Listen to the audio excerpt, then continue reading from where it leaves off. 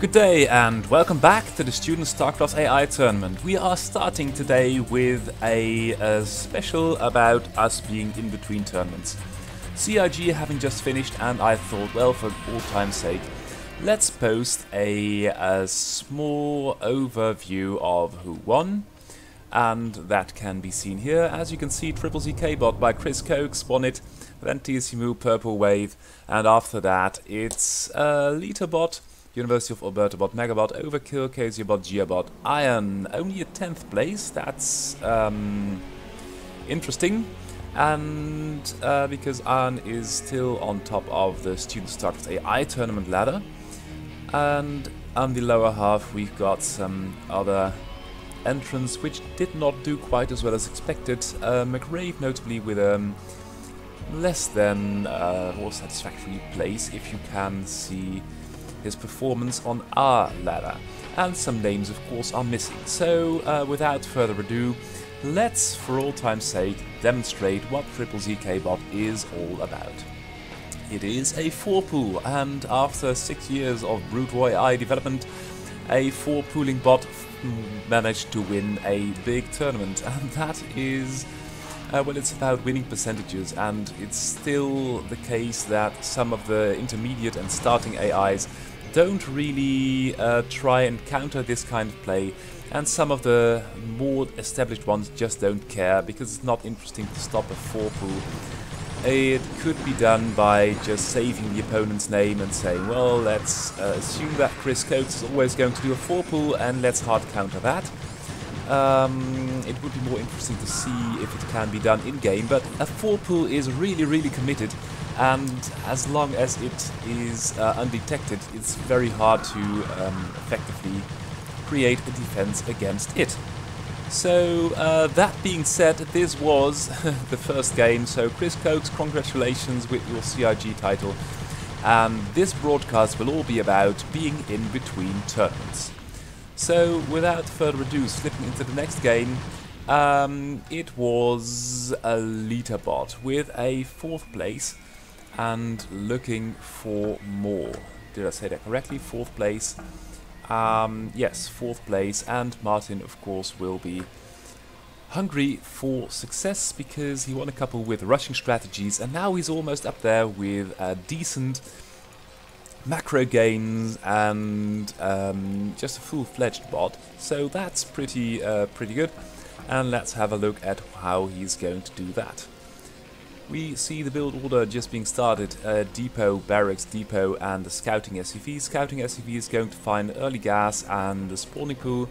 That's a really early gas by Steamhammer, and of course Steamhammer is also one of the names we are going to look forward to see play in the AIDE tournament.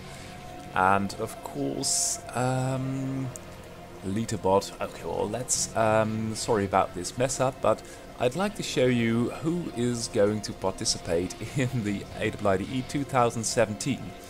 And right at the start, I'd like to call your attention to this team, Cherry Pie by Gabriel Senave. Is playing for Facebook, and they've got quite a team on that. I've been working for about half a year, and I've been told TSCMU is helping them out too, so that's really interesting. And that's also something you should know, that TSCMU as such isn't participating, neither is Crazio, and that is, well, I'd say unfortunate. It's a pity. One of the requirements of AIDE is to make your bot open source, and not everyone likes that, and I don't know why TSCMU isn't participating anyway. But we see Alien, Eric Hammer joining the fun.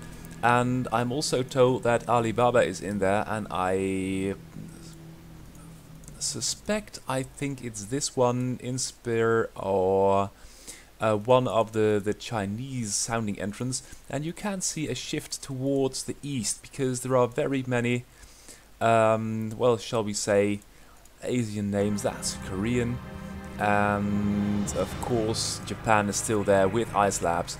So it's going to be an interesting tournament, and I really hope that all the entrants which are in there and not on the Student StarCraft AI tournament also sign up there, because we got a bit of a switching field of players, and it's not... We've got some about two competitive tournaments, or 2 separate world titles or something, and it would be nice to have everyone in a single tournament. And Steamhammer going for the aggression. Litterbot is, I think, not going to get a bunker up. First Marines are coming off the line, but they were hiding quite far in the back, causing to lose a bunker, and no, not an SCV, didn't even get too badly damaged. Litterbot just playing safe, building 2 bunkers and going to wait it out. Now Steamhammer's going for what looks like a 2-base neuter play. And what's Litterbot going to do? Litterbot appears to be going for some kind of a bio build. Going to speed it up just a notch because, as you can see, not too much is happening. And there is the Spire, and there are the neuters coming. Litterbot, of course, has got quite a number of Marines, and the first bust attempt of Steamhammer is not going to work with 2 neuters and a handful of Zerglings. You can see the grouping still suboptimal, and the first 2 neuters taking a lot of damage, and they would be well advised to group more together better and harass somewhere where there are not 2 bunkers and some stray Marines as well. Litterbot going for the signature command center on the high ground. And the Marines aren't really, well, of course, with the bunkers, you are pretty safe against a couple of neuters. The neuters, without losing a single one, well, losing an Overlord now, that's a bit sloppy, I'd say. Litterbot just going to tech up, build Marines, get that natural up and running. And Steamhammer doing everything on a very, very, very low Marine count, making some more neuters, but I don't really think you can use neuters this way as a main battle unit versus bunkers. I've said it before, and most likely it's not going to work. Good play by Litterbot though. Litterbot just sitting behind bunkers, just macroing up, teching up, and I doubt that Steamhammer is going to do anything about that. Okay, well now it's macroing up, building a couple of drones, but as you can see, worker-wise it's well, 23. Oh, that's quite good actually. Oh, there is a third coming up. So worker-wise, okay now. Army-wise, Litterbot far ahead and 2 bunkers. And also the fact that Steamhammer is just going to try and bash the door in. Litterbot trying to keep everything covered. And that's good. A couple of Marines in the main, bunker in the main, and perfectly placed so the gas mining SCVs won't suffer too much.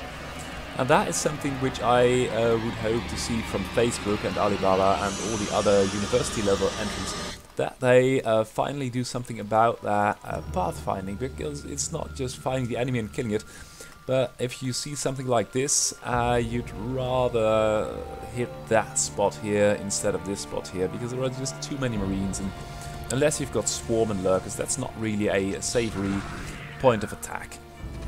Now Steamhammer, having its 3rd up and a 4th as well, is going to suffer horribly because its army size is next to nothing. It's got a 13 army supply, handful of damaged neuters, and this drone is going to die. Ooh, going to live.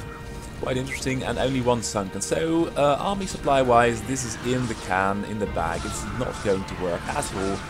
Litterbot won't even have to push a sunken in, because there isn't, oh well, there is one in the back, but it's not going to work at all. And Steamhammer microing its head off, but with an army supply of 3 versus 45, it's a done deal for Litterbot. Litterbot, meanwhile, building more Marines, building a little bit of tech, and building some upgrades. So yeah, that's not how it's done. But of course, J. Scott hasn't posted an update in months, so, or weeks, I don't know. It's I could look it up, but I shouldn't underestimate him, because of all the Steamhammer bots, the original Steamhammer is still the best, and that is saying something, because all the others have taken Steamhammer as it's open source and readily available, made some upgrades, made some tweaks, but the original Steamhammer is still kicking ass, and I'll be looking forward to see how it's going to perform in the AIIDE. Now, Litterbot's got 100 army supply, and Steamhammer's got nothing and 19 workers, so priority-wise, Steamhammer is really making a huge mess of it, and Litterbot is doing something stupid, occupying this base for some reason, and leaving some medics stranded out there. More bases being taken, small army being rebuilt by... Oh, and it's just running into the net. Oh god, what is this? Litterbots max, the army's here, and the Zerglings are in here. A tank and a marine are trying to defend the main base, and what the hell is going on? So, Steamhammer coming back into this, and Litterbot, I don't know what this is about. I've seen it do this before, but it must be some weird error. And you've got all the tech, you've got a battlecruiser, that's pretty good, and not keeping the battlecruiser with this useless army is pretty good as well. But a couple of drones in here, and now the Lynx too, so I don't know what this is about really. It's really rather strange to see something like this, and Steamhammer is going for a lot, and I mean really a lot of Zerglings, and just going to try to do this with Zerglings. And being now chased back by one battlecruiser. This is really weird. Steamhammer, meanwhile, is not building anything else. It's... oh well, it's building something else. It's going to be a Queen's Nest. So, lots of Zerglings into God knows what. Litterbot's still out there, no longer mining. Oh, screw it. This game must have gone broken again. So, let's hop into the next Litterbot game, which is Litterbot... bloody hell. Oh well, let's press play, because otherwise nothing will ever happen. Litterbot playing as the Orange Terran, and Florian Rishu, also known as Aya, upon which Ice Labs bot was based, by the way.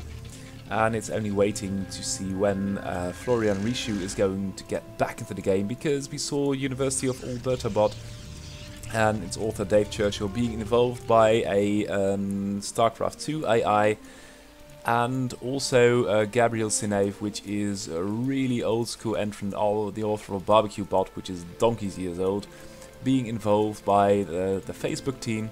And it really would be nice to see all the big old guns coming back into the game, because they've got all this experience, and with the more powerful computers and machine learning capabilities which are about now, it would be great to see them back in some capacity, like TSMU being engaged again in, well, not really...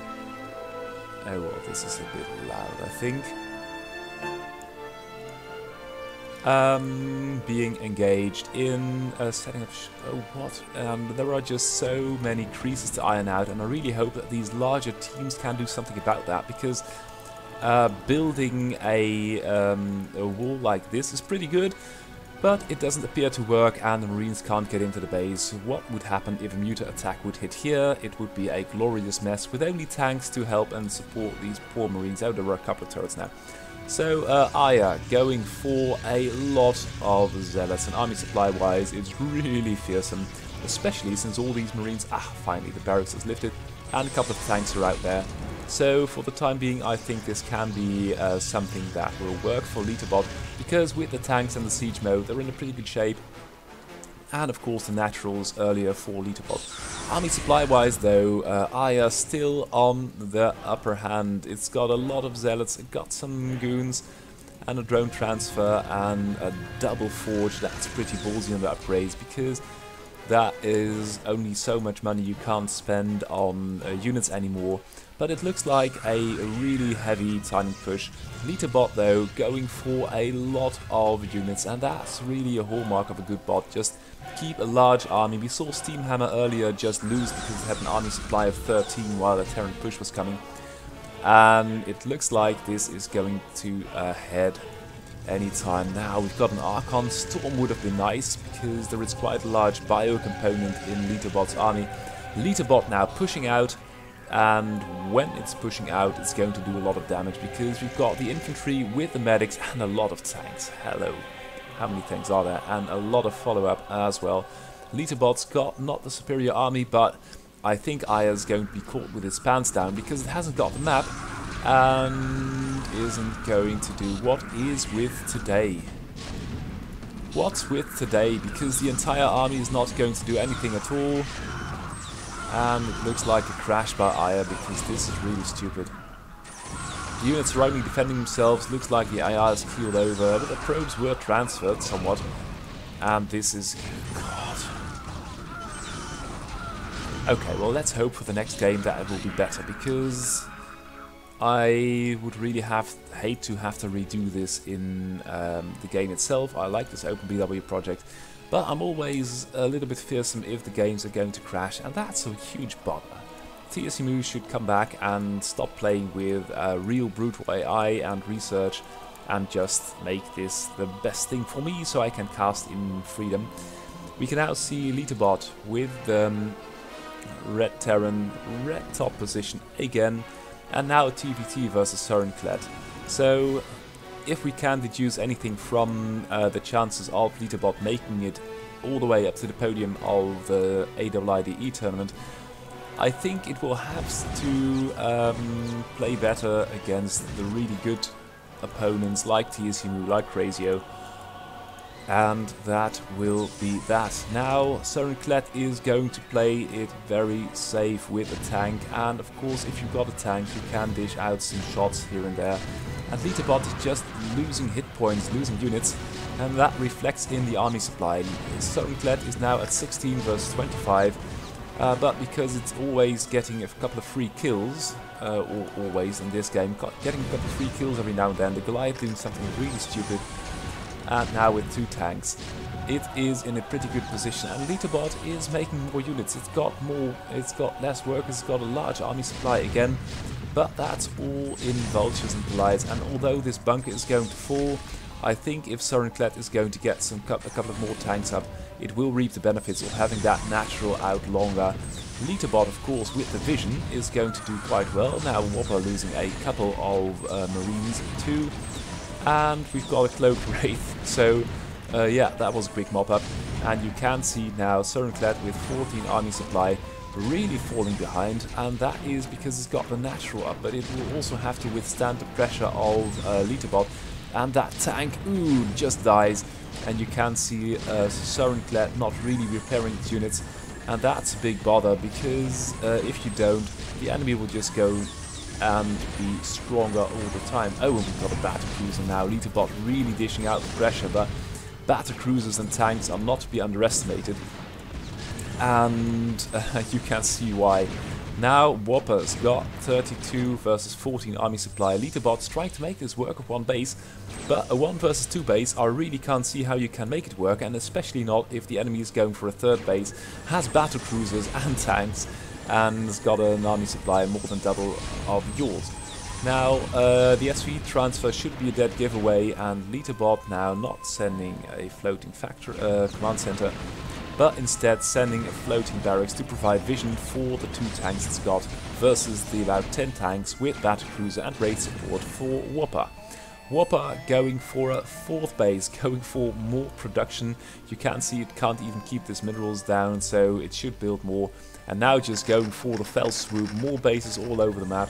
And although Litterbot is going to find a base with its pants down, no defense at all, this is going to be a slight problem and embarrassment, especially as the main is mined out, and that is the game. So good old bwapi taking game of Litterbot. Litterbot will have to make some tweaks, I think, before he can make a decent shot at the 3rd place at AWIDE, which is so much more stacked than CRG, although some big names are missing.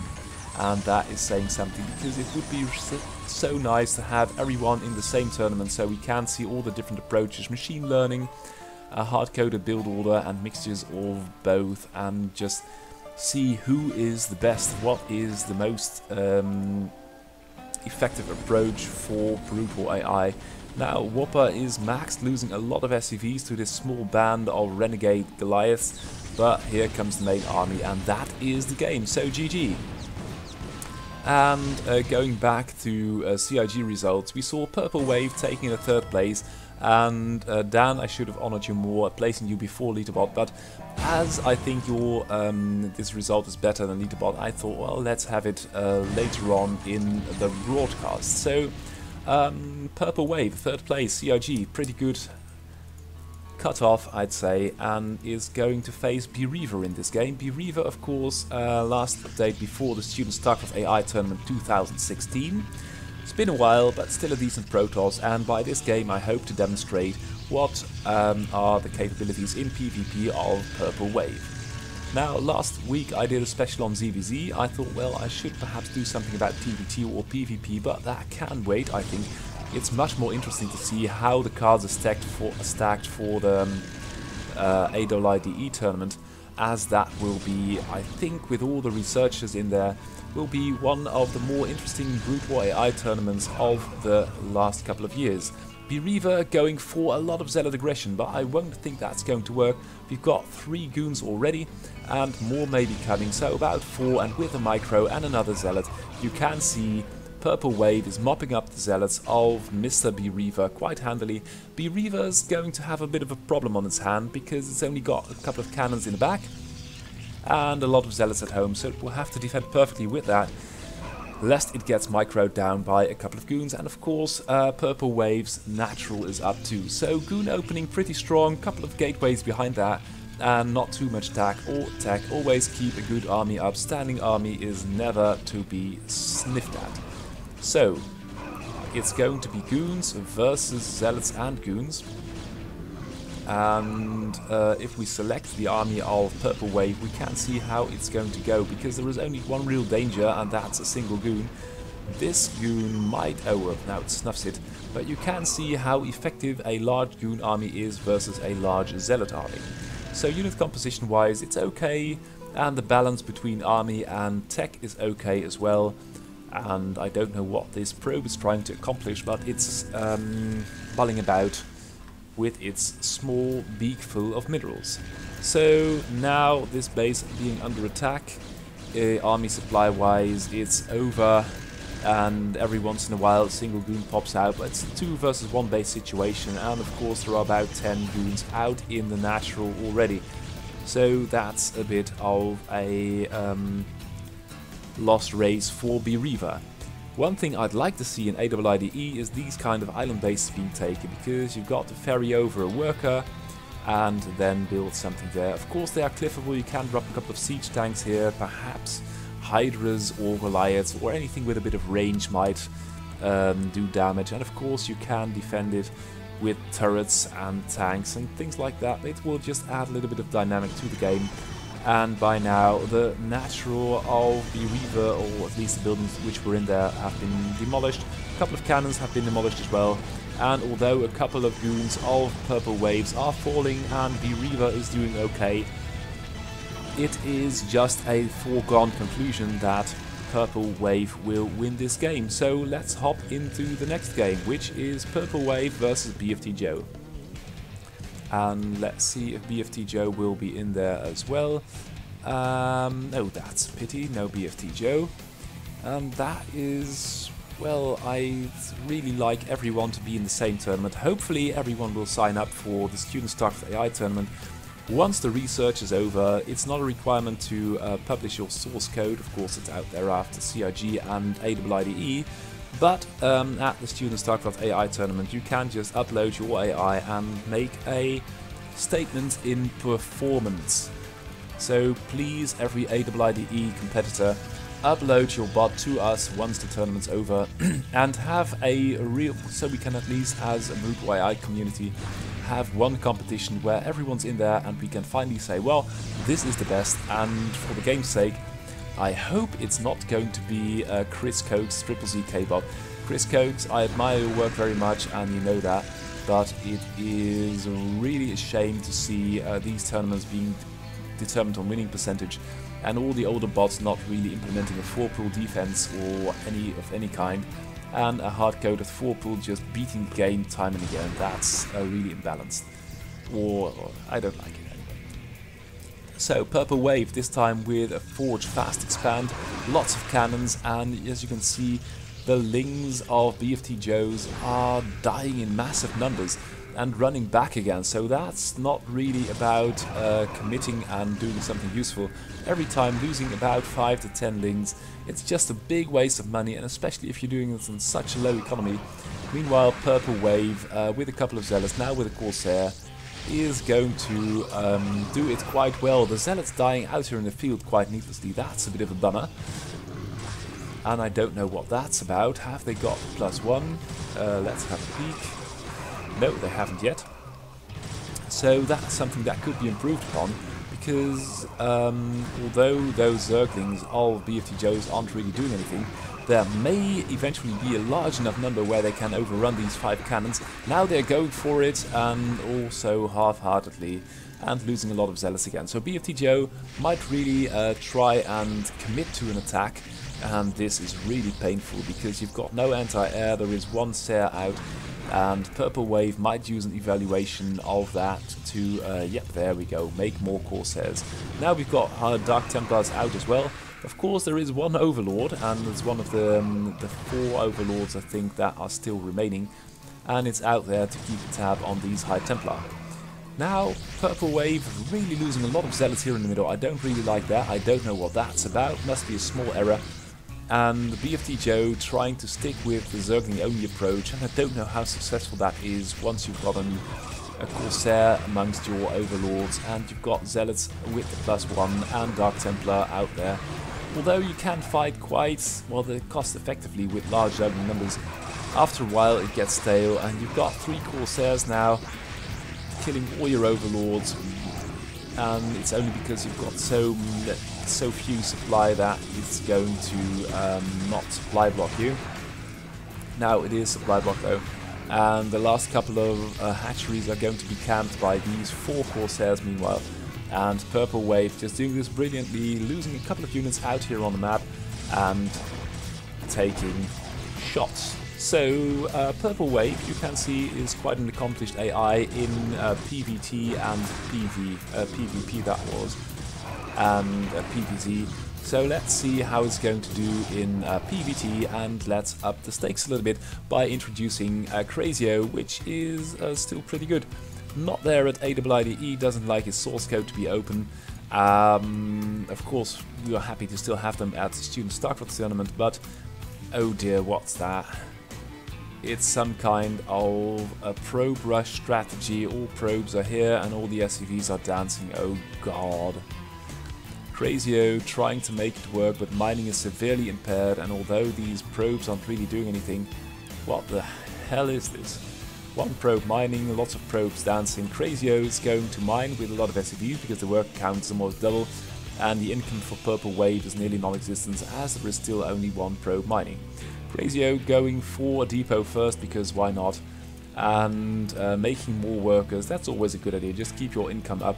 Now coming with a barracks and another depot, so once the first marine pops out I can say that Purple Wave will be sniveling in the grass or on the metal plates of this space station map.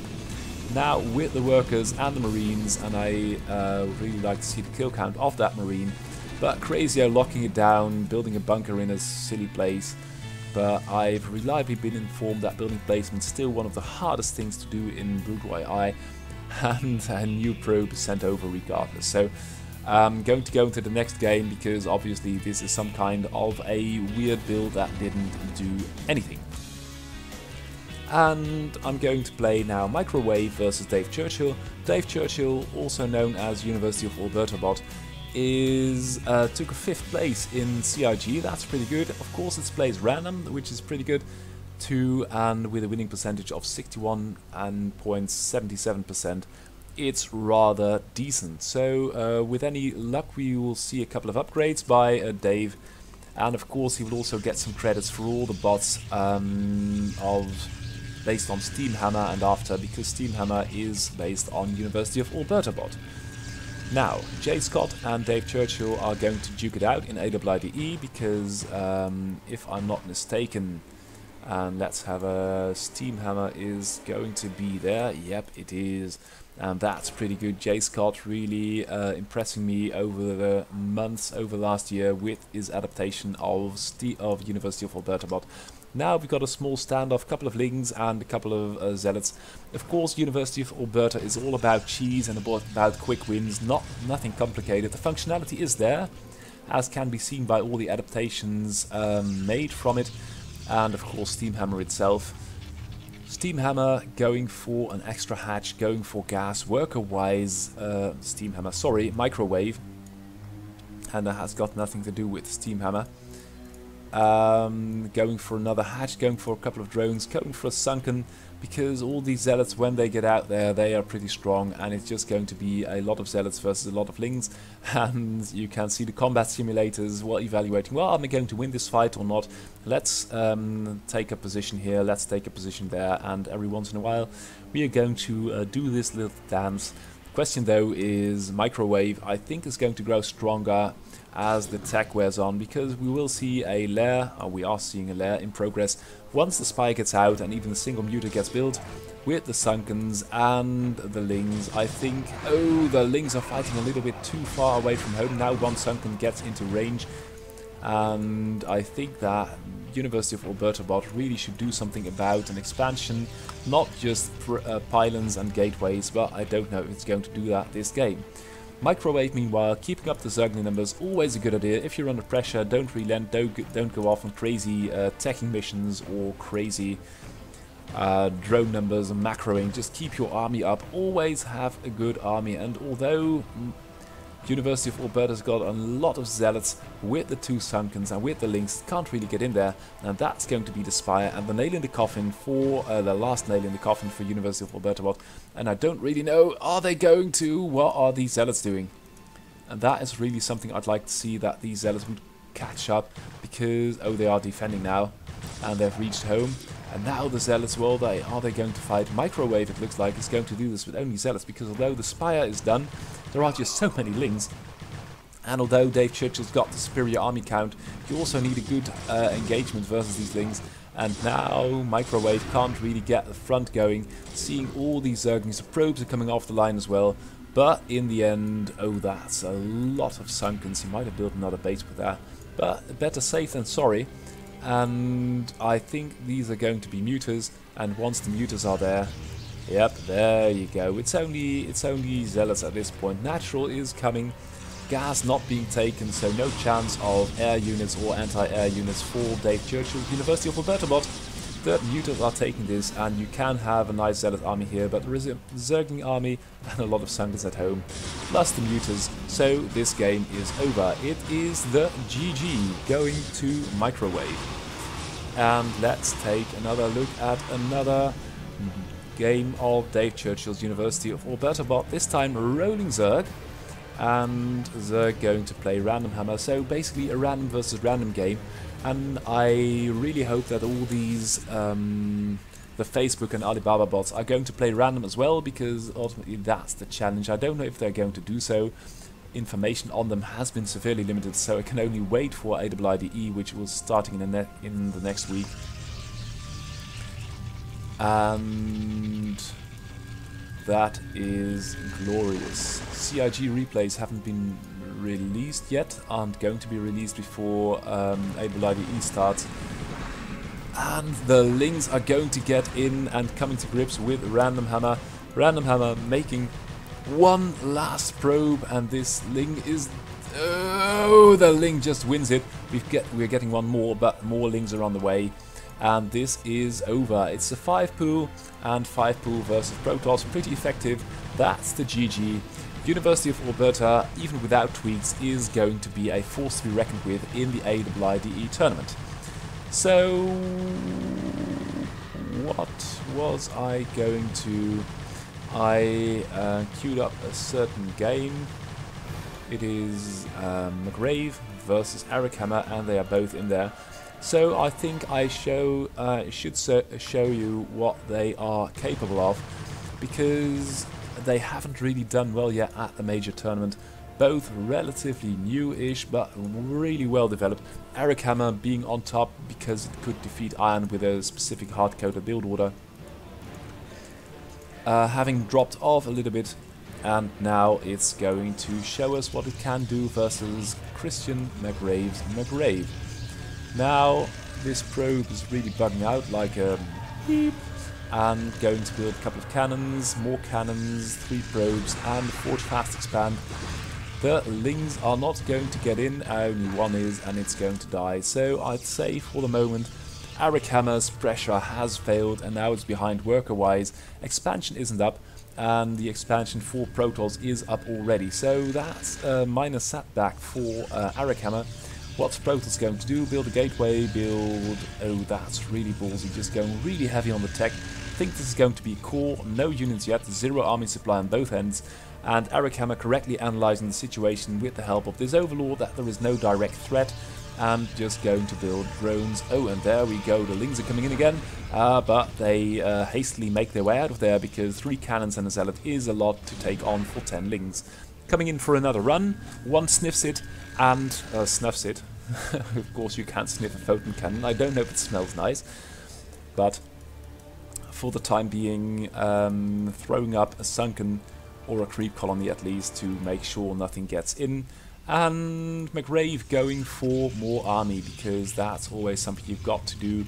If you are going for a Forge Fast Expand, you're going to need an army to project your power onto the map, take a third, and prevent the enemy from running away with everything. Because if you Forge Fast Expand for the Zerg, it might be a sign to take a third base somewhere and just try to do things that way. Instead, going for a small army, and with all the gateway army, that's going to not really work. Instead, spending a lot of money on Sunkens, and Sunkens are, oh well, creep colonies. They are really expensive for Zerg because they always cost a drone too, and the drone count for Arakama is quite depressing already. Now, McRave going for, I think there's going to be cannon, going for more cannon. No, it's a pylon, sorry. More cannons, more units. This setup here is only just permeable for gateway units, so that might be okay. Taking a third, and Arakama's really getting behind, trying to make some kind of an army work on a very low drone count, and I'm not really convinced that these 3 Sunkens are doing a lot, because this small army here isn't going to hold the gateway army, and here comes the gateway army with the goons outranging the Hydras and the Zerglings. They're not fighting in tandem. So McRave going to do pretty well. Yeah, that's not the position to take another base, that's not the time to take another base. And your entire army is evaporating, your worker count is very low, and taking more bases on a time like this is not going to work. You need some kind of a tech-ish thing, you need lurker tech. And what's this? Sunken in the main, yeah, that's going to work. So Arakama really did well versus Iron, but now falling off a little bit. And yeah, you've got 3 Sunkens, but by now there are so many gateway units, they're just going to bust that in. And McRave going for a Reaver, going for all kinds of tech, lots of production, 6 gateways, Forge spinning, 3rd base operational, protected by only 1 cannon, but by now, oh, but now we've got the Lurker. So that's really well done by Arakama. You can stall the enemy with the Lurkers, and I don't think, oh, there is an observatory, so there might be an observer anytime soon, but for the time being you're pretty safe. And if you had built that 4th in this direction away from the enemy and built a couple of drones here, you might do okay. Keep tabs on this and you've got a fighting chance, but now you've got this whole gateway army, you just lost a base here, and your drone count is still pretty abysmal. Oh dear, oh dear, oh dear. I really feel for Arakama because the decision is good, but it's just not consistent enough. And with a Reaver lurking in the wings or on the high ground, it's going to be a bit of a mess. And losing lurkers like that, it's a hard unit to use. You must know when to burrow, when to unburrow. And Protoss taking a lot of damage from these Reavers. That is really, would be really something to keep Arakama into the game, but the worker count is way too low. There is no, is there hive tech coming? A couple of good swarms or plagues might do wonders as well, but as it is, the army supply is approaching 0. There is no observer though for McRave, and that's really worrisome, because if Arakama would be in the lead, it would be a major pain to defend versus lurkers without detection. Of course you've got the cannons, but it doesn't really matter this game. The supply of Arakama is 4 times that, it's 1/4 of that of McRave. And although, oh, there is a thing now, an observer, so that's pretty good. I don't know why it's not just attacking that one lurker, maybe something to do with the combat sim overvaluing a lurker, even though you've got a couple of Reavers, an observer and a lot of goons and zealots. And taking control of the map as well, taking a 4th base. This base still hasn't been saturated. 2 defensive structures, nothing's ever happened here, and only 1 drone. That's not really a right mixture of defense and eco, and that is the base. So I think that McRave will have a very good shot at doing well at AWIDE with all the entrants and with all the prowess displayed there, though. it's going to be a hard fight to make something work in terms of first, second or third place. So this game I'm going to call the GG, and then for one last time I'm going to focus your attention on a thing which is TSEMU as a random, with a very good win rate, only just being eked out by SSCAIT bot, and that is something I'd like to show you. We have got a ZVP, and that also means that the 3 bots which are on our ladder, with namely TSEMU, Terran, Zerg and Protoss, have been reintegrated in one AI.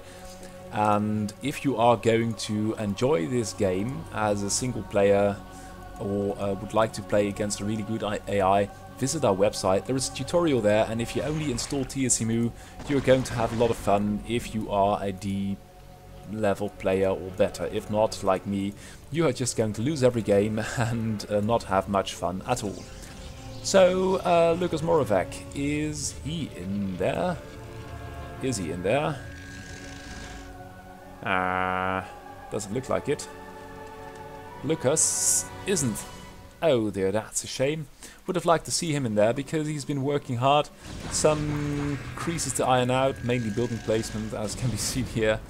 But decision-wise, it's pretty good. And this is a really suboptimal solution to walling off with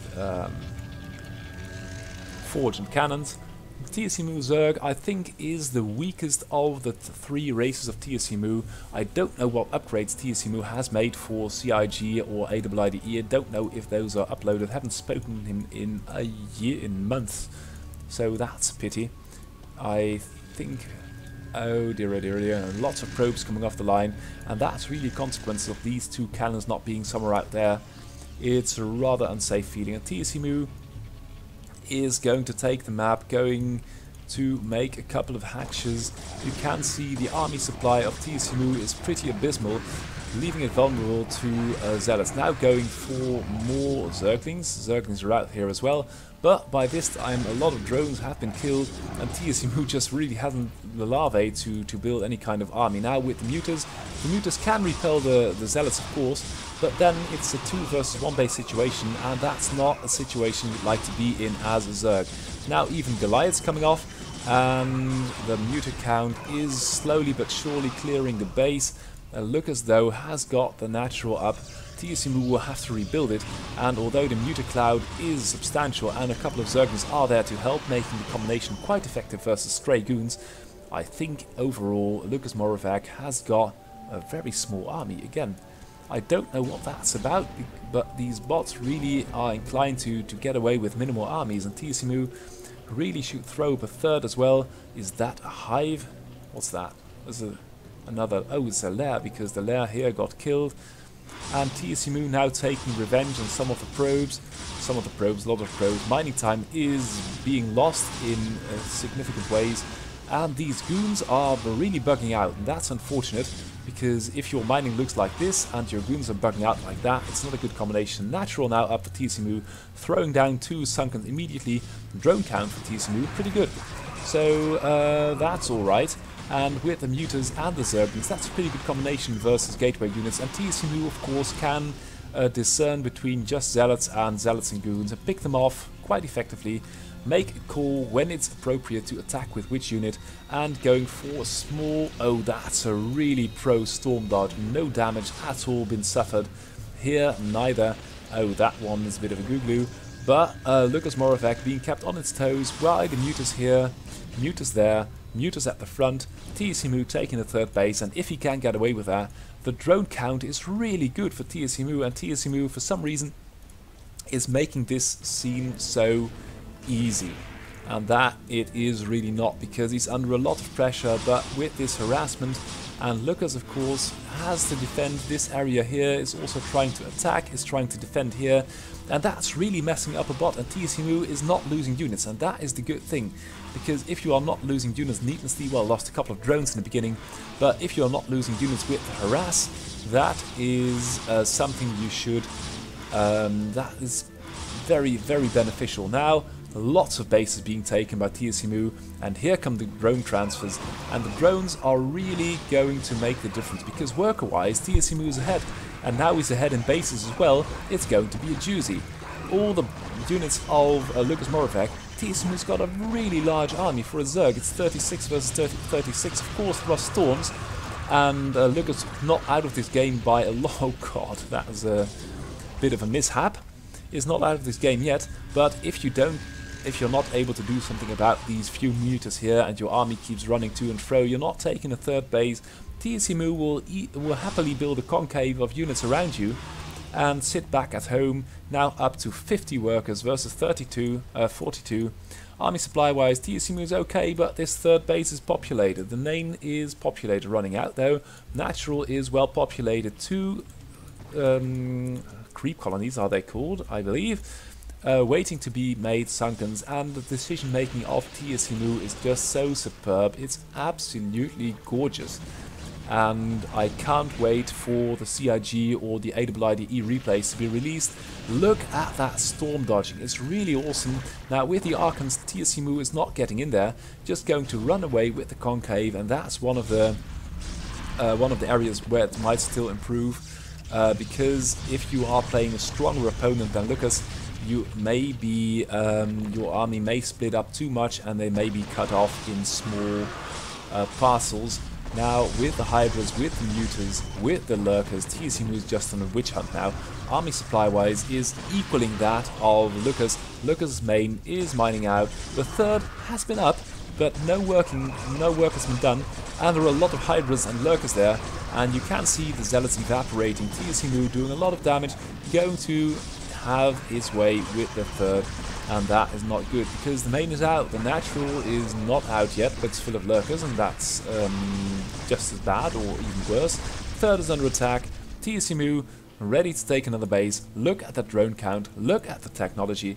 It is absolutely marvelous, and TSMU, I cannot help but feel, is the single greatest Brute War AI.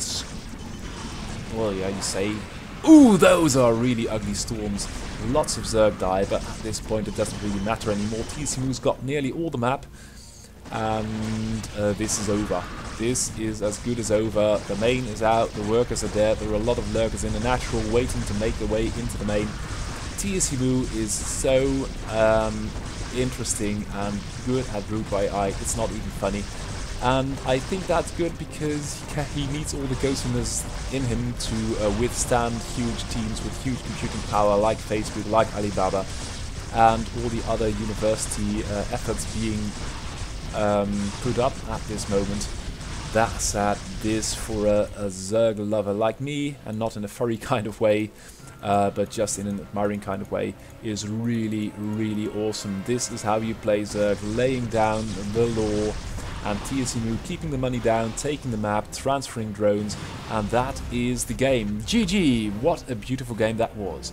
So again, TSMU, and I picked PvP this time because I thought, well, if we saw Zerg first, let's see the Protoss now. And call me biased, but I love beautiful games, and TSMU cannot help providing them. So here comes another one of his beautiful games. As the opponent, I took bWreaver, which fell a little bit short by having a small army last game in this broadcast I cast. And are we going to infer from this game that TSMU is ready in the PvP department, as I think he will be playing... Will he play? Oh, he won't be in. He won't be in there, but he will be helping with the Facebook or Alibaba teams. So that is a big loss. Why isn't he in there? That's really...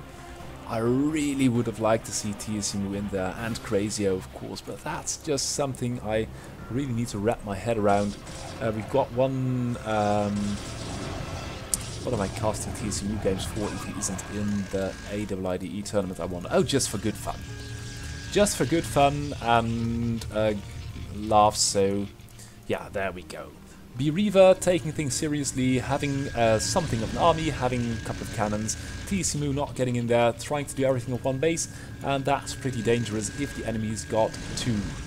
So you can already see the disparity worker-wise, army-wise. bWreaver is ahead. bWreaver, of course, has got a couple of cannons here as well. He's got the tech. and got the, no, not the same tech. TSMU going for a Reaver, perhaps a Reaver drop, and a natural of its own, but supply-wise B-Reaver's really ahead, and TSMU just trying to keep tabs on it, and look at, where is it, this observer. Information is key, just checking out all the expansions to see if anything fishy is going on. That is really magnificent, and B-Reaver is stalling. Should have, with scouting, deduced that it's ahead. TSMU losing a couple of units, but just keeping pressure on the enemy, and the enemy is targeting that observer, which they can sort of see but not target. So sometimes they units try to kill them, although they cannot see them. TSMU now has got the natural up, and you can see behind in supply, behind in workers, but it's got the right tech. And I'd like to see a shuttle coming. There is the shuttle, and the shuttle's got, oh, it's only got one Reaver. Still a good decision. This natural is a bit well defended, so ooh, hasn't got speed yet, and that's unfortunate. Trying to make its way in, and now into the main base, but it's Founders. Unfortunate. Now B-Reaver still a little bit ahead. TSMU is catching up, and TSMU's got the Reavers, got the Templar, and TSMU with Templar and Reavers is dangerous, especially if he's throwing up a third small sizable chunk of goons out here, and catching a couple of Reavers with their pants down, which do not fire. TSMU's army's out there, and that's a bother, because although TSMU's got the third up, oh, and now catching the goons in the middle of the map, that is something that B-Reaver would not like to have happened. B-Reaver though charging the rear with a couple of extra goons, and you now can see TSMU's army is really down and it's really dispersed. This Reaver would have been handy in repelling these goons. Storm would be nice. I don't know why it's not being cast, perhaps because there are too many zealots among the goons. And here is, ooh, the Reaver is there. And now, ooh, doing two Reavers. Oh god, look at the damage they are doing. There were a lot of goons earlier here, but now they're all dead, and we've got now two Reavers. And they, ooh, they are just laying down the law. Where is that shuttle going? Shuttle's going up the high ground. One Reaver dies here, and that shuttle should make its way out of there, but lots of work is lost. And although TSMU... Oh wait, sorry, I've been mixing these players up all the time. B-Reaver is the teal one. TSMU suffering a lot of damage by the hands of B-Reaver, and I don't think that's a blow it can get back from, because B-Reaver has got the map, has got the army supply, and really made a great comeback. TSMU being too passive, and B-Reaver now on the warpath with shuttles, Reavers, Templar, and although TSMU is getting some back with this Reaver. Oh, that's a pretty pro storm. Where did it come from? Didn't really see that coming. A really fast storm. So B-Reaver now making its way up the third base of TSMU. Nice storm, lots of probes dying. This cannon doing okay, but now it's over. And with the storms, the TSMU can't really get anything done. So this bleeding for B-Reaver to make a good shot at the AWIDE tournament. Is it in there though? B-Reaver. Oh, it isn't. Oh, this is just... Everyone should just be in all the tournaments, and we should make that a requirement for... If you sign up for one, you've got to sign up for all the other two as well, because it's even a mess for me to remember who's in where and what's going down, and it's... You just need to see that. Okay, so B-Reaver taking down TSMU Protoss, pretty well done. And then let's have the last game on a big map, so let's hope for a good macro game. It's Crazio versus TSMU. And if we take a look at the rankings, we've got Ironbot with a winning percentage of 72%, ELO rating a little bit higher than Crazio because it's been pitted against better opponents, I suppose. And a third place for TSMU, a winning percentage of only 62%, but the ELO is so good because he has been pitted against good opponents, and while he might lose to the occasional zealot push versus big strong enemies, he's really a force to be reckoned with, and I hope he's going to bring us a good game this game. full disclosure, I do pick the replays for these games myself, and I have been recommended a couple of replays this week, which I am sorry to not include. I may do so last week because I may do so next week, because then we'll have the AIIDE in progress, I think, and well, some time, but this time I'd really like to focus on the upcoming tournament and what's going to go down there. Now, Crazio used to be sitting back on 2 bases forever, and now he's going for a small push with 5 tanks. TSMU though going out there with a number of vultures mining up the tanks. It's not going to work because Crazio's got this exquisite movement of tanks, going to siege mode a little bit too quick in my opinion. But TSMU is going to be under a lot of pressure, hasn't got really many units out there. A couple of tanks. And this tank lives. If it will be repaired, it will be good for TSMU. Otherwise, Crazio's got the lockdown going and can't take a third. Oh, but TSMU is out there already. So, pretty well done. That is nice positioning by both players. Crazio's got the bridges. TSMU has got a perfect line, because if you move into this square here, all 3 tanks are going to blast you, and this tank is going to be repaired, I hope. It doesn't look like it. And now TSMU is moving out. That's not a good decision, but a good, oh well, it's a good decision because there are vultures over these SCPs here, and this tank just clearing it, and these tanks in the middle are giving up their contain for no good reason at all, really, because TSMU is not really in a position to project force yet. Crazio late with the 3rd, and that is, although I like his aggressiveness, he should keep up with the 3rd. If you spot this 3rd being taken, you know, a 3rd, let's immediately take a 3rd as well and stop this harassing and mining up of the map. Crazio, it seems, is too much in the versus iron mode to take into consideration that the real enemy might not be Iron, but might be TSMU. TSMU is such an absolute monster. Keeping a tank with the axe bow here as well, so a couple of stray vultures won't do as much damage. Going for a very quick facility, science facility with physics labs, and I think that might be a good decision because Crazio is putting on a lot of pressure and really well spread. You've got to defend with that, and Crazio now taking a 3rd, so that's pretty well done. A couple of vultures out on the map for TSMU, and of course they can't get too much done with all the tanks out there. Dropship, but TSMU I think will... No, you can't make a battle cruiser without a control tower. Going for some air units and a couple of science vessels, and that's pretty pro. Crazio hasn't got a Goliath in sight. Oh well, 1 in sight. But by now the contain has been broken with the extended vision of the Wraith and of course the Wraith damage itself. TSMU with the 3rd up, Crazio with the 3rd up, but TSMU is about 40 supply ahead, and that is got to count for something. Crazio with a good position, it's got the map still out there with the expeditionary force, but TSMU taking the 4th, and I think Crazio spotted that. So as Crazio, you've immediately, if you see the enemy taking a 4th, you've got to take a 4th of your own. Otherwise you're going to die.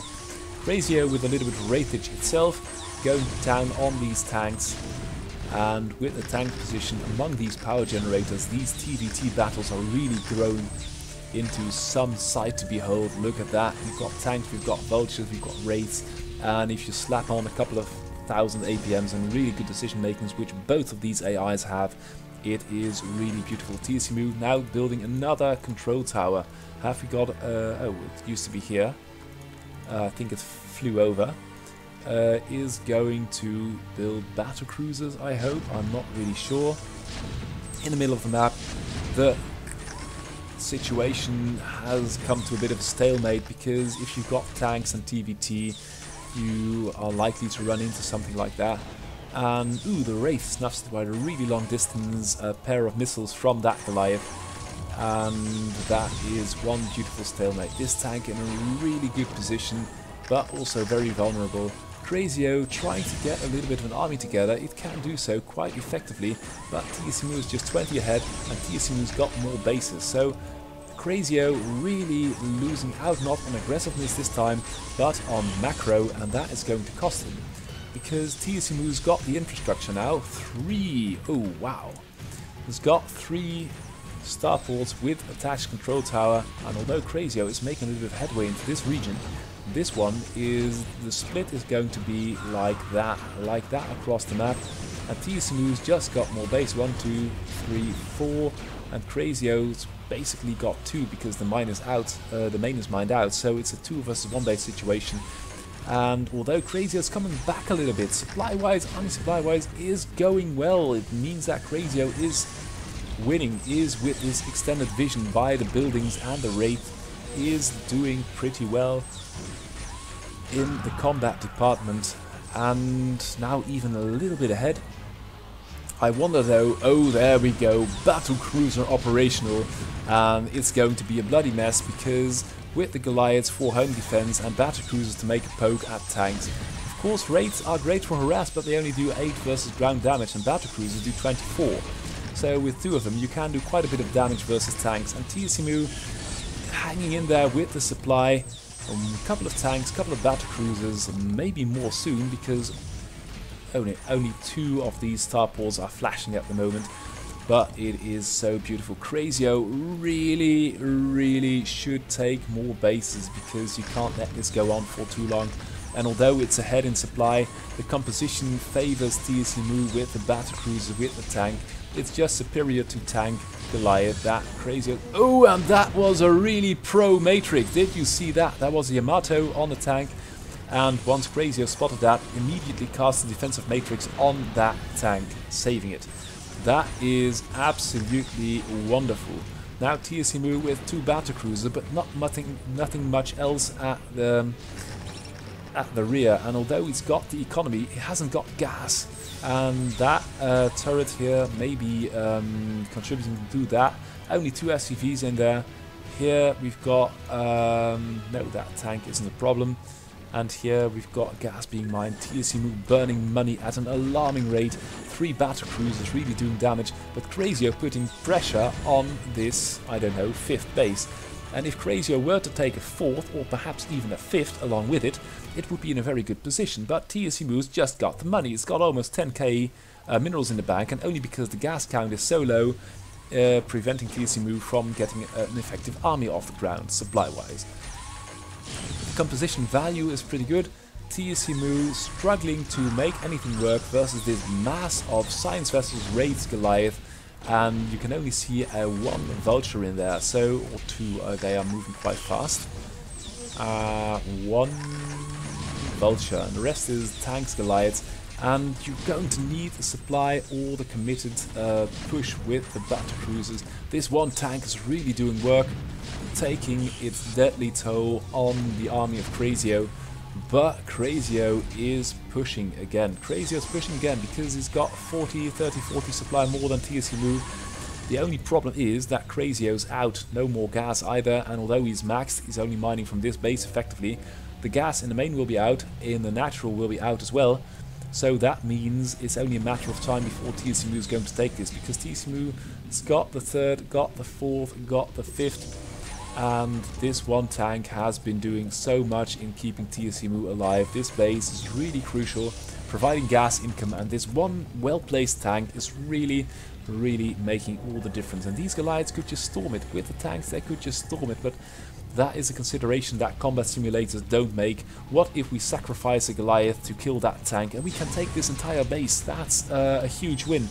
And now the Goliath moved in, but the tank only got into range of that armory, and that's going to be a loss for Crazio. Now Crazio making a fist here at the high ground. We've got 1 tank, we've got a battle cruiser, and there were more battle cruisers, well, rather more battle. We've got a huge battle cruiser fleet here, but they are awful in engaging Goliaths because they try to out-micro them, but they should just attack, and you not move in, move out, just attack with all of them, and that is something that could be improved upon, the battle cruiser micro. They are not Wraiths, they are battle cruisers, they are different, and TSMU really could do with a couple of well-placed siege tanks on this high ground, but instead of just wading in, and Crazio is he going to make this work? And, ooh, this tank, and that is TSMU taking another base, keeping the macro up, but losing a base as well, and the natural is gone too. Of course it was mined out, but TSMU is really suffering. Crazio really doing this as a man with the tanks and the Goliaths. No fancy air units apart from a couple of science vessels and a couple of raids for reconnaissance, but just doing this the general pattern way. Tanks and supporting units going up the ramp and over the hill, over the top, and taking out bases. This base has been snuffed out. This base is well defended by a lot of battlecruisers, but the battlecruisers aren't doing very much, because they only like to Yamato and otherwise behave as Muta, and that is not good. Crazy now long distance mining from here. Has got a fair number of workers, 49, and going for this command center because it's closer by air and not by real distance. So, but here comes another base for Crazio, and the main of TSMU is under attack. The battlecruisers come in to help, but the battlecruisers are I'm really gobsmacked, because it's only four Goliaths and you've got about 5 battlecruisers with supporting units. So you could easily take out these Goliaths, and even if there are 2 more at the back. Meanwhile, your entire base is being devoured by these units, and the tanks are just rolling into that doom. It's not really funny anymore.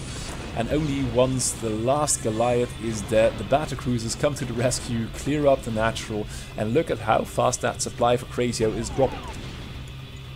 Crazio though has got this base up here, is putting pressure on TSMU there, and with the Goliaths too, that's going to be a large loss for TSMU. And although these Goliaths will eventually fall, TSMU is not in a good position, I'd say. Worker-wise, it's down pretty much, retaking this base, and this base now belongs to Crazio, although there is a vulture loose, so I don't know how much joy is going to get from there.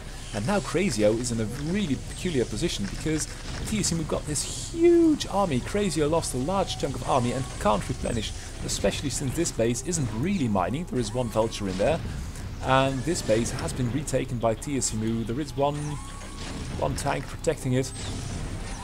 And although TSMU is losing a little bit, I think this game in the end might tip to TSMU. And oh dear, these battlecruisers really, if there is no nuke or no plague or no something, no storm, they should just in a tight formation attack and not behave like mutas. That's really something.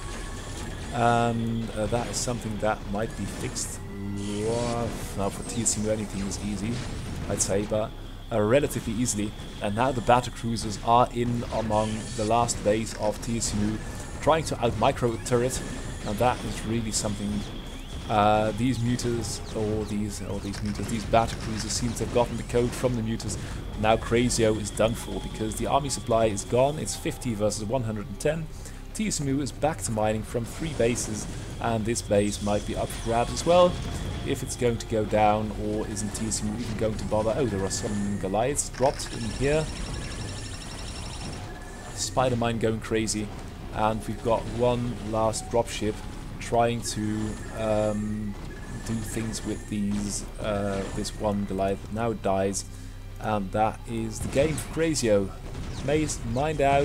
Mined out, and it's just a matter of time. So for the AIDE, it is really a pity that neither TSMU or Crazio are in there. Otherwise, the field is stacked, and I can't wait for the games to begin.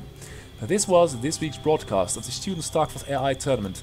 I have hopefully shown you why the players who won the CIG tournament won it, and hopefully been able to shed a bit of light on how the AIDE tournament is going to look like. But there are a lot of new entrants, and a lot of the big guns of the scene, TSMU, Crazio, aren't in there, and that is really a bloody shame. But what can you do? Let's hope they're all there for the 2017 Student StarCraft AI tournament. And one more time, if you are going to be playing this game, you can learn so on our website.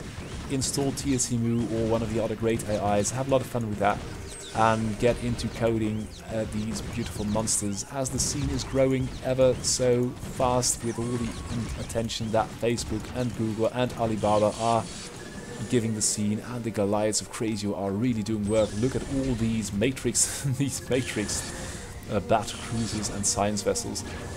Yeah, the scene's doing well. We've got to keep it together, get all the best players in the same tournaments to really make these competitions meaningful with regard to who is the best. All the researchers keep coding, and all the other ones, all the other coders keep working on your bots as well. This was this week's broadcast. I thank you for watching and listening. I wish you goodbye and see you again next week.